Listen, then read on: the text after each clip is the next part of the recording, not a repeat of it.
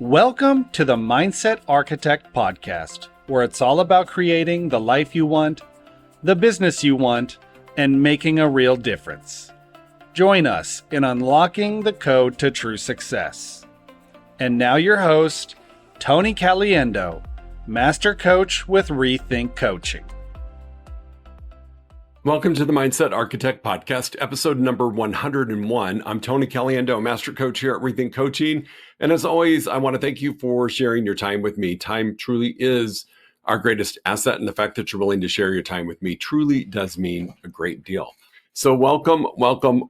Today, I want to talk about an observation that I want to make around year-end goals. So I know we've talked about mid-year and mindset. We've talked about recasting our goals, and we've put some effort into really owning where we are versus where we thought we would be or where we desired to be and our year-end goal. And what I know is that sometimes we have to let go of what was and focus on what is still possible. And what do I mean by that? What I mean is that sometimes we stay stuck where we are because we're measuring ourselves against a vision that no longer fits. We're measuring against this big goal that we set probably end of the year last year for this year. And we're holding on to that, and we're holding on to it. And on a conscious level, we still have the desire to make that our reality. Yet on an unconscious level, so your unconscious, subconscious mind is saying, hey, that was a great idea. And based upon what has happened this year, we're not going to get there. And when those two things are not in alignment, you can run into some challenges because your unconscious mind is really driving the bus on this. And if it's not in alignment with that goal, it can pull you down.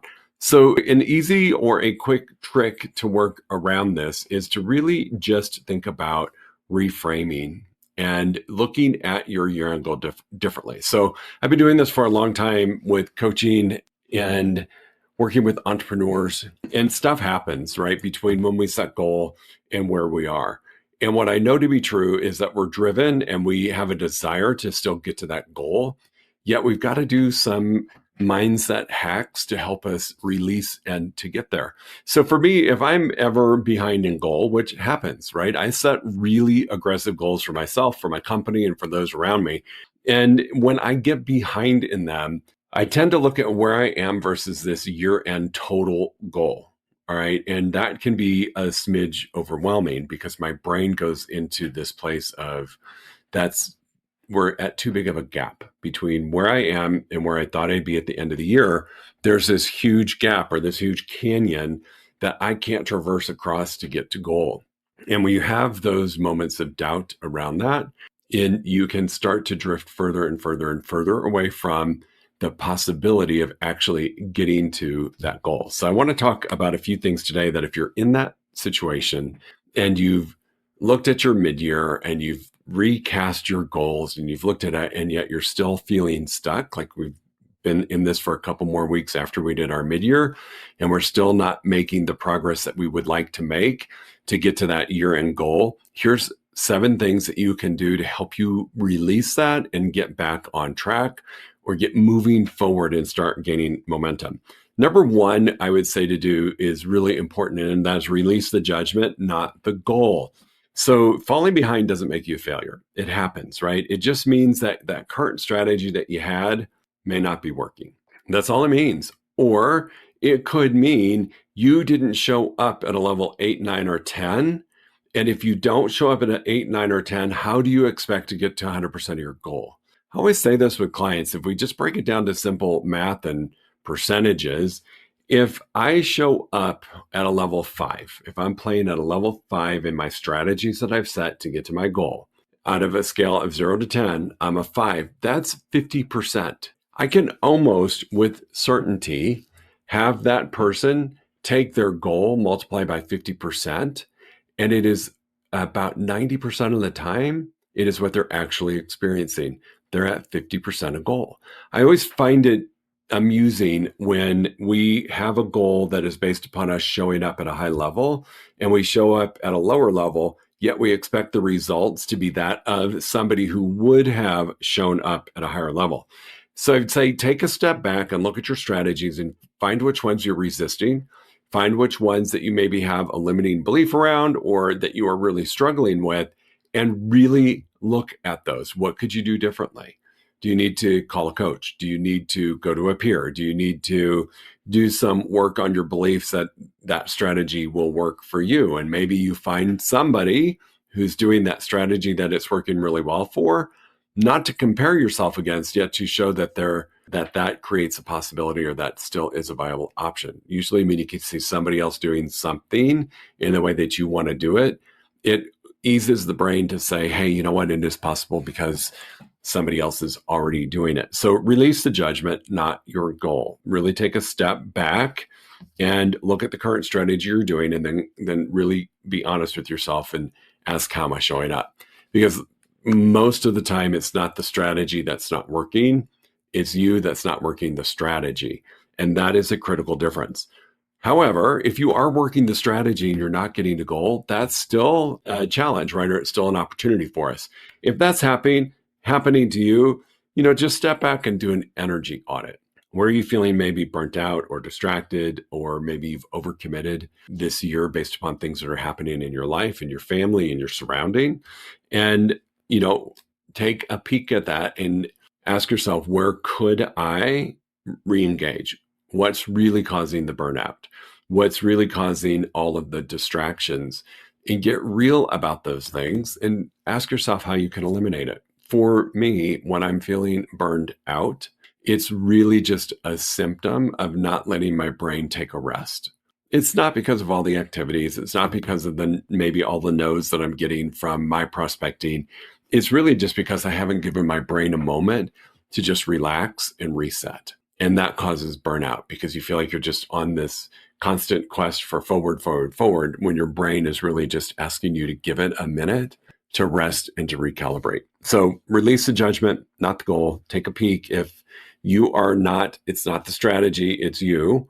We can adjust that, right, through some work on our thoughts. And if the strategy and you are showing up at 8, 9, or 10, then we need to take a step back and just do an audit of what's going on. Am I burnt out? Am I distracted? Have I overcommitted? What do I need to do to forgive myself in this moment that I can move forward? So a good question to ask yourself around this is, what story am I telling myself about why I can't catch up? Is it serving me or is it draining me? So just take a moment if you're behind goal and ask yourself that question. The other thing that is really critical, and you've heard me talk about 30-day sprints, 90-day sprints, which I love. You can shorten the horizon to sharpen your focus. All right, so this kind of goes to a 90-day sprint. So here we are, end of July. And let's say we're behind, right? So that means we have August, September, October, November, December. We have 5 months left to get transactions closed or to get our sales made to hit our goal. What if we just ditched and stopped calling it our year-end goal and set a 5-month goal? Just stop calling it our year-end goal, our big goal, and just take a step back and say, okay, here's my 5-month goal. Now, hopefully the gap isn't so big that you can still keep your original goal. But if it's impossible, if you run the numbers and it is not possible for you to get to that goal, then recalibrate, recast, reforecast, and change the goal. But I would encourage you to stop saying my year-end goal and start talking about your 5-month goal or your 4-month goal, whatever it is, however many months you have left before the end of the year or before your target goal date. Shrink it down and shorten that horizon so you can sharpen your focus. So I know for me, when I do this, and I've done it before, like I'll do a 90-day sprint myself because I love it. It really does take me out of overwhelm and puts me into a place of momentum. I've got a shortened time span. I've stopped letting my brain kind of seduce me into thinking, don't worry, you've got plenty of time. It's the year end goal.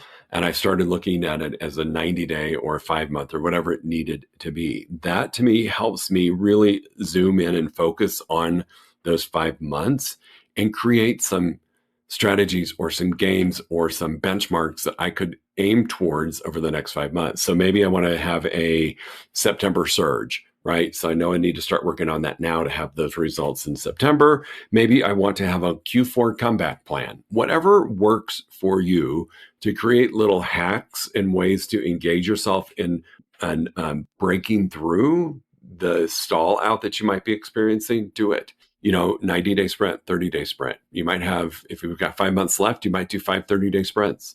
And what that does for you is it just lets you focus on the next 30 days, not be so consumed about the next 5 months.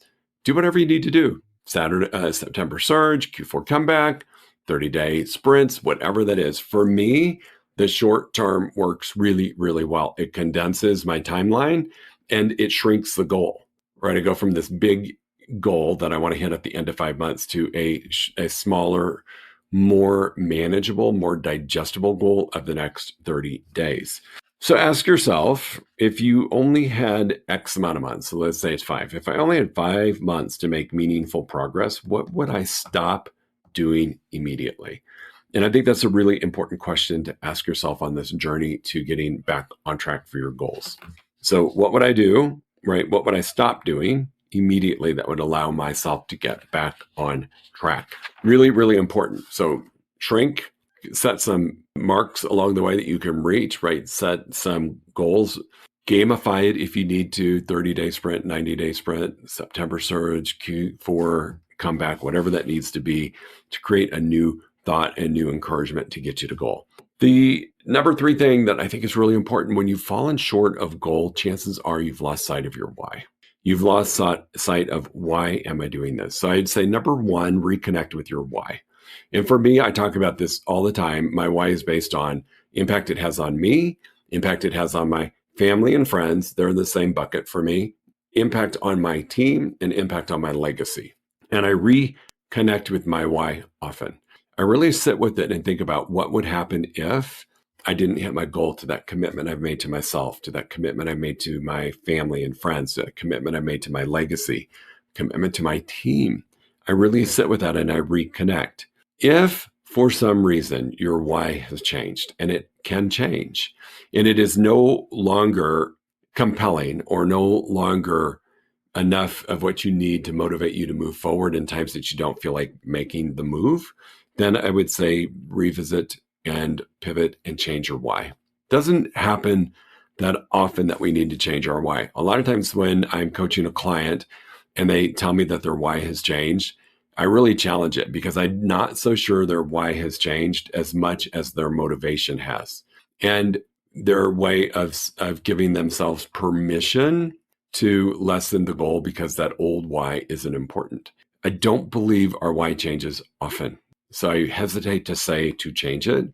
I really encourage you to reconnect to it. I really encourage you to sit with it and say, when I hit my goal, the impact it's going to have on me is what? What will it allow me to do? What will it allow me to do differently than I'm doing now? What's the biggest impact it's going to have on me? Then I ask those same questions about family, friends, team, and legacy. And I get excited about my why again, which sparks my motivation. Sometimes we want to change our why because it's easier. It's like downgrading a goal just because it's easier versus pushing yourself to get to that goal. So revisit your why. You might need to just write a new mission statement, keeping your why the same about what the rest of your year is going to look like. Make it emotional, make it feel good, make it be a true reflection of you versus this, what you thought it should mean when you originally wrote your mission statement. Really sit with it, write it for the duration of the time that we have. So if it's 5 months, write it for that. And ask yourself, what matters to me now that I wasn't fully acknowledging at the start of the year? I think that's really, really important. I know for myself, when I really sit in the impact phase, like the impact of me not hitting this goal on me is what? What am I going to have to give up? What did I set as a goal for myself at the beginning of the year that I would allow myself to do that I'm going to have to give up because I chose not to stay on course for my goal? I chose not to remain committed to it. I chose to show up at a 5. What am I going to have to give up? So what wasn't I fully acknowledging at the beginning of the year? So not only what are you going to have to give up that you planned, but sometimes when we're setting our goal, we don't allow ourselves to think big enough and think about the impact that we get to have and what really matters the most for us. Because it's already scary to a lot of us that we're setting this big goal for the end of the year. And then you want me to really acknowledge what matters the most. That's really putting a big amount of accountability on yourself. And some of us don't do it. So we hide what matters most to us. And the sad part about doing that is what matters most to you will be the thing that pushes you to show up at a level 8, 9, or 10 when you're feeling like a level 2. That challenges you to make those last 5 phone calls to stay on track for your strategy goal so that you can get to your big goal and you can experience and receive what matters to you the most. So sometimes we sell ourselves short and don't really allow us to be honest about what matters most. That is really, really critical. The fourth thing that I would say to do is to stack simple wins to rebuild your identity. We put, as entrepreneurs, and I can say this for myself as well, we put a lot of pressure on ourselves and a lot of judgment on ourselves when we're not hitting our goal. We tend to really attack our person, which is us, which impacts our self-image, our feeling of being worthy, our place in the world. And we do that really quickly and easily. And I hate to say that, but we do. And so really take a moment to celebrate the win. So, hey, I'm not at goal. Okay, so I'm not where I thought I would be on this date. According to my plan, I should be here, but I'm here. Okay, great. What did I do well, though? Hey, you know what? In 2024, I was showing up at a level 5 or 6. In 2025 so far, I'm showing up at a 7 and 8, 60% of the time. That's a win. I have developed some new habits this year that I wasn't doing the previous year. I'm tracking my numbers. I'm knowing my true story. That's a win. I've talked about stacking the small wins because the small wins lead us to a big win. This is your opportunity to rebuild your identity and to really look back on, hey, the last 7 months of the year, what were my wins? And I need to acknowledge that because I'm going to stop beating myself up and diminishing myself and start to feel better about myself. So really take a moment and look at the wins. I don't care how small it is. I don't care if it's a tiny little win, it's still a win.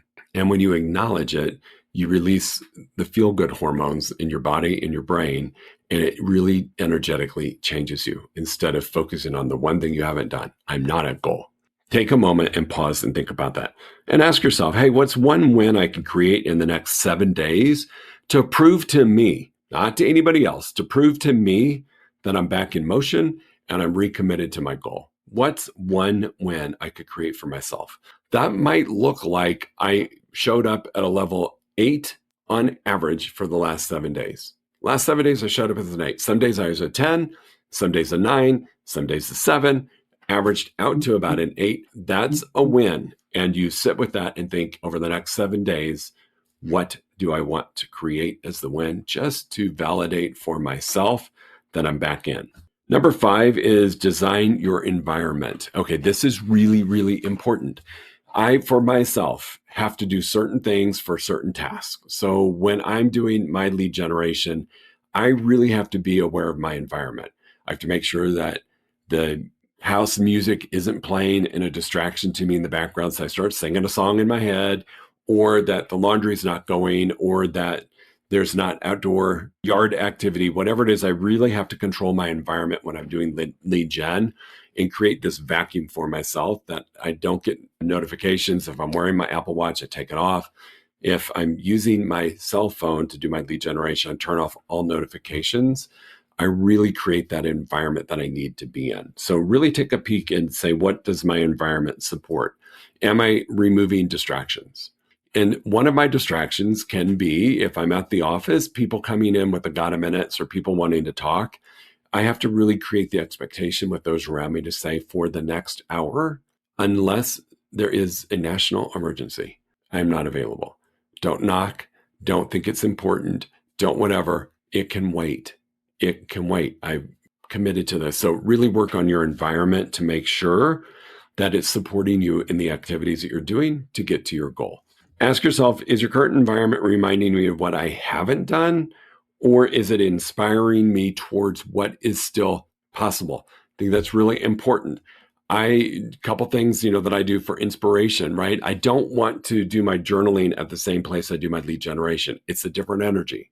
I do my journaling at the desk. I don't want to do my creative work in writing content for whatever I'm creating at the time. I don't do that in the same space that I am doing my lead gen. I do it in a different space.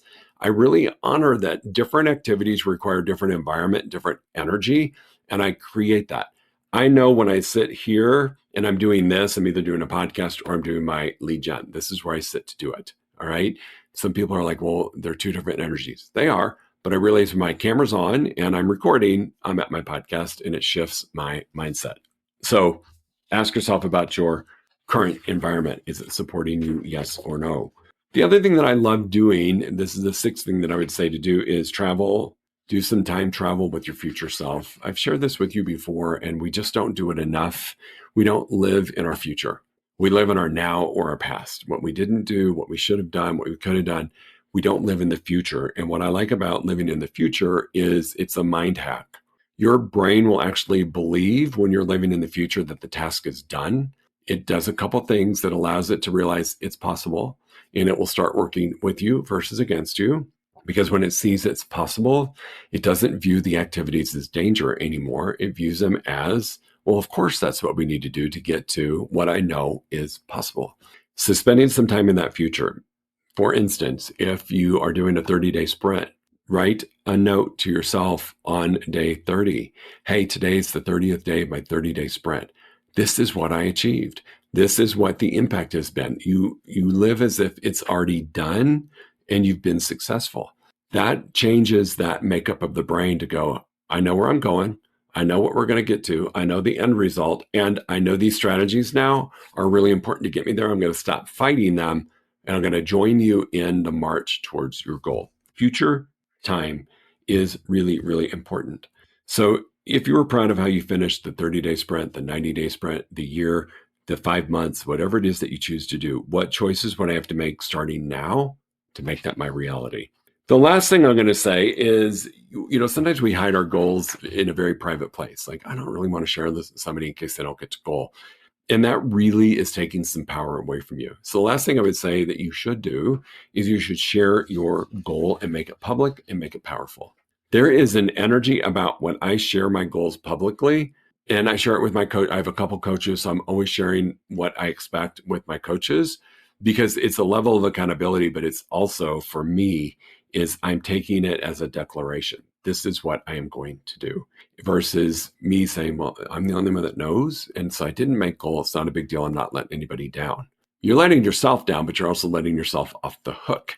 So bringing it to a public awareness is really, really important. Share it with, if you've got a significant other, a spouse, a best friend, or a coach, share it with them.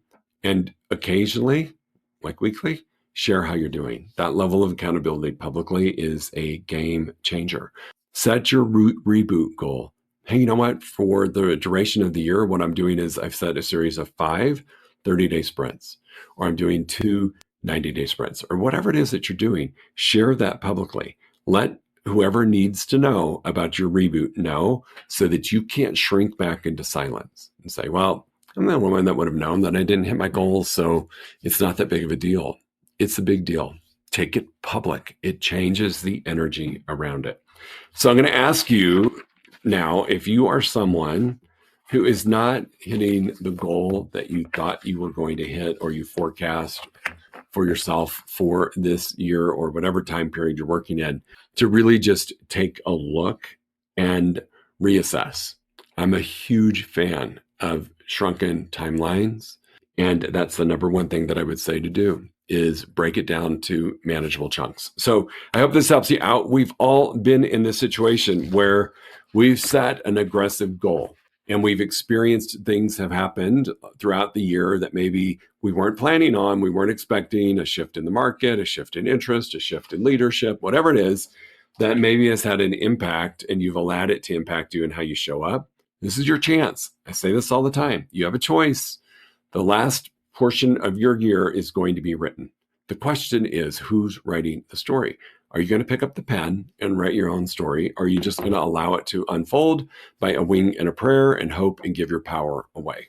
I hope that's not where you go, because you have a choice. You have a choice to make. The remainder of the time you have left in whatever your timeline is to get to the goal that you desire to get to. It's up to you. And you're just one decision away from making that a reality. So take a listen back to the 7 steps that I'm going to recommend you embrace and you put into your practice immediately. As always, any questions, please let me know, Tony@rethinkcoaching.com. I'm happy to help you with this or anything else that you're experiencing that you need some help with. Just reach out. I will give you a link for a free 1-hour strategy session with me. We'll take the hour to talk about whatever it is that you need. If it's your goal for the remainder of the time we have left, if it's something else that's holding you back, a mindset or a thought, please don't suffer alone. Just reach out. I'm happy to help you. You can find me on all of the social media outlets. You can DM me. You can email me. If you're creative enough, you can Google me and find my phone number and call me. I'm happy to help you any way that I can. Go make it a great week and refocus for the remainder of the time you have left between now and the goal that you set. We'll talk to you soon. If you enjoyed listening to this podcast, you must come check out the Mindset Architect Group Coaching Program. It's our monthly program where we explore the power of your mindset, help you identify what you truly want in business and life, and then help you reach those goals.